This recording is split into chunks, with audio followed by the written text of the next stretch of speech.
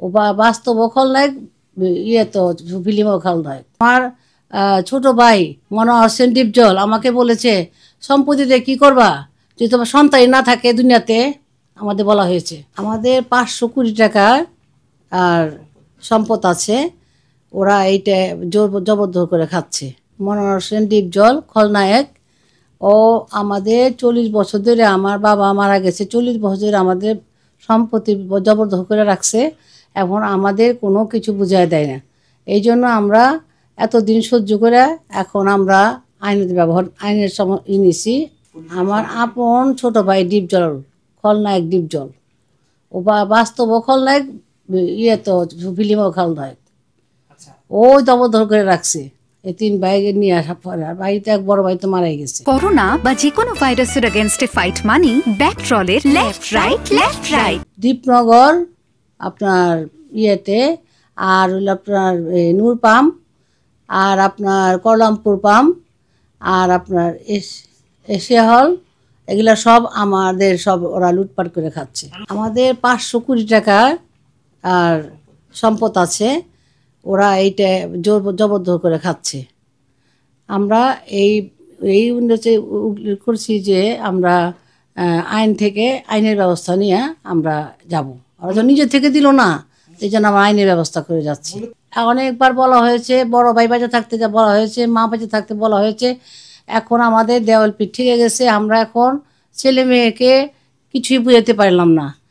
আমি নিজে অসুস্থ হয়ে গেছি, চলতে পারি না। আমরা আর কত অপেক্ষা করব বলেন? এই জন্য আমাদের হক আমাদের বুঝিয়ে দিবে, আমরা আইনের ব্যবস্থা করেছি। হ্যাঁ, হুমকি দিয়েছে আমাদের জানে হুমকি দিচ্ছে। আমার ছোট ভাই ডিপজল, মনোহর সেন ডিপজল আমাকে বলেছে, সম্পত্তিতে কি করবা যদি তোমার সন্তানই না থাকে দুনিয়াতে। আমাদের বলা হয়েছে।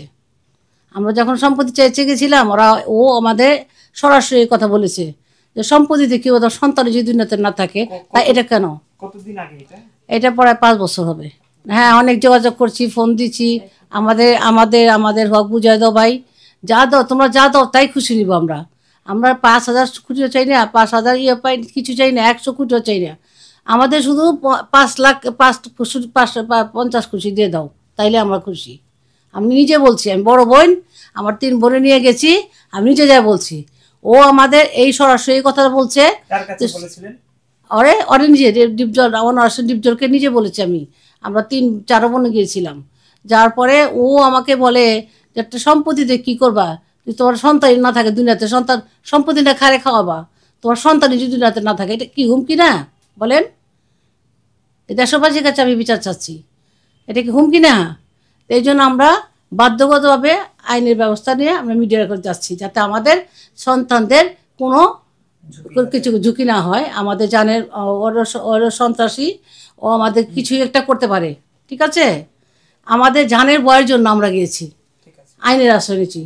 দীর্ঘ 40 বছর যাবৎ আমার আব্বা মারা গেছে।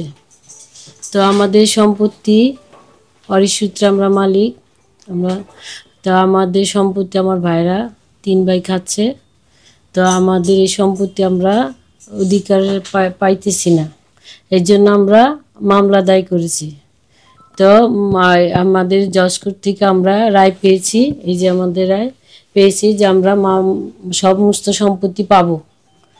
এই জন্য আমরা আজকে সাংবাদিকের কাছে আশ্রয় নিয়েছি। কারণ যদি এটা না পাই, যদি আমাদের কোনো বিপদ আপদ হয়, যদি এটা, কারণ আমার ভাইদের ক্ষমতা বেশি, আমাদের ওই রকম ক্ষমতা নাই। আমার ভাই ডিপজল, আমার সাদাত ভাই মারা গেছে, ওনার অরিসূত্রে ওনার ছেলে মেয়েরা, ওনারা ক্ষমতাবান। ডিপজল আসলে কি করে? কোন ডিপজল এটা? উনি হলো গিয়া চলচ্চিত্রে অভিনয় করে, খলনায়কও আবার এমনি নায়কও। আপনারা তো সবাই চিনেনি ওনাকে, বাংলাদেশের সবাই, পৃথিবীর সবাই চেনে, মনোহর হোসেন ডিপজল। তারপর আরেক ভাই আছে আমার আফজাল ভাই, ওনারা আমাদের সম্পত্তি খাচ্ছে, কিন্তু আমাদের কোনো সম্পত্তি বুঝিয়ে দিচ্ছে না 40 বছর যাবত। আমরা অনেক এই নিয়ে অনেক ই করেছি, কিন্তু ওনারা আমাদেরকে কিছুই দিচ্ছে না। তো এই কারণে আমরা আইনের আশ্রয় নিয়েছি, আমরা মামলা দায় করেছি। মামলা থেকে আমরা অর্ডারও পেয়েছি, আমরা সমস্ত সম্পত্তি পাবো, কিন্তু আমাদের জানের হুমকি হইতে পারে। আমাদের ছেলে মেয়ের, আমাদের স্বামীর, আমাদের জীবনের হুমকি হইতে পারে। এর জন্য আমরা সাংবাদিকের আশ্রয় নিয়েছি, যে পুরো বিশ্ব জানুক যে আমরা মালিক, আমরা পাই, আমাদের যাতে কোনো ক্ষতি না হয়, আমাদের যাতে কোনো বিপদ আপদ না আসে। এই জন্য আমরা এই সাংবাদিকের আশ্রয় নিয়েছি, যে এটা সাক্ষী থাকবে যে আমরা যে এই পথে গেছি, যাতে আমাদের কোনো বিপদ না হয়। শুধু এই জন্য আপনাদের কাছে আসা। এখন আমাদের যে প্রপার্টি, আমার আব্বা যে প্রপার্টি রেখে গেছে, ওই প্রপার্টি, সমস্ত প্রপার্টি আমরা এখন বুঝা যাইতেছি, আমরা সব বোনরা মিলা। তো এখন এইটাই, আর হইল গিয়ে এইটার জন্য হয়তো আমাদের জানের হুমকি হইতে পারে, আমাদের ছেলে মেয়েদের কোনো ক্ষতি হইতে পারে, আমার স্বামীর ক্ষতি হইতে পারে, আমাদের নিজেদের জীবনেরও ক্ষতি হইতে পারে। এই জন্য আমরা আইনের আশ্রয় নিয়েছি, এই জন্য আমরা সাংবাদিক ডাকছি, যাতে দেশবাসীও সাক্ষী থাকুক, যাতে আমাদের জীবনে কোনো হুমকি না আসে।